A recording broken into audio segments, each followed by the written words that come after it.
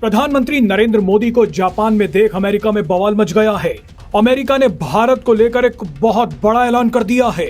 भारत और पीएम मोदी के नाम पर अमेरिका दो टुकड़ों में बंट गया है।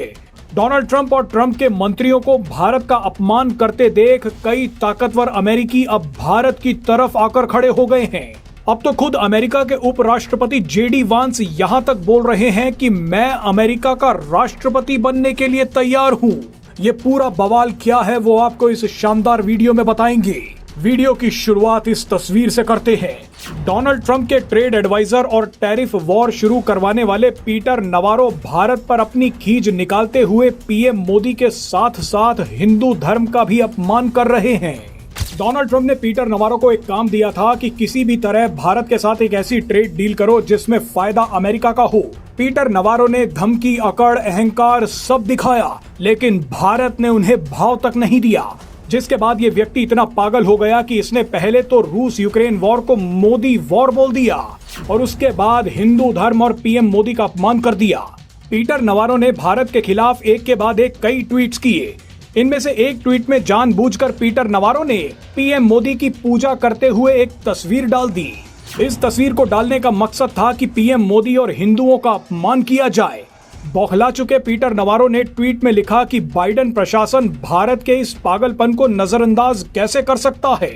बाइडेन ने अमेरिका पर एक्शन नहीं लिया था, लेकिन डोनाल्ड ट्रंप एक्शन ले रहे हैं। हम भारत को सीधा जवाब दे रहे हैं। बहरहाल इस बेवकूफ व्यक्ति ने भारत, पीएम मोदी और हिंदू धर्म पर अपनी खींच तो निकाल दी, लेकिन डोनाल्ड ट्रंप को फंसवा दिया।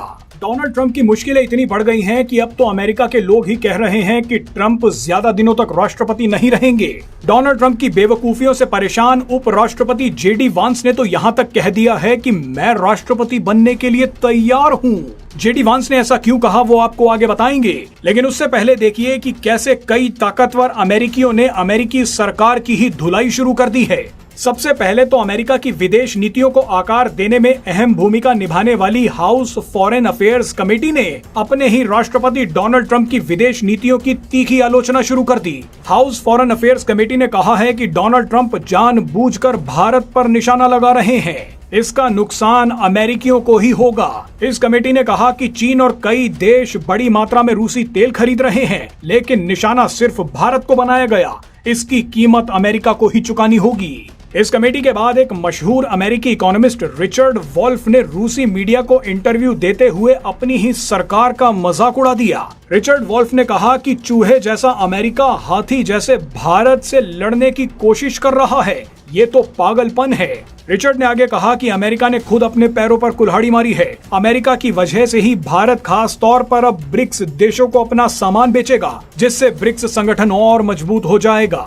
बहरहाल डोनाल्ड ट्रंप और नवारो के खिलाफ बढ़ते विरोध को देख अमेरिका के उपराष्ट्रपति जेडी वांस ने भी एक होश उड़ा देने वाला बयान दिया है।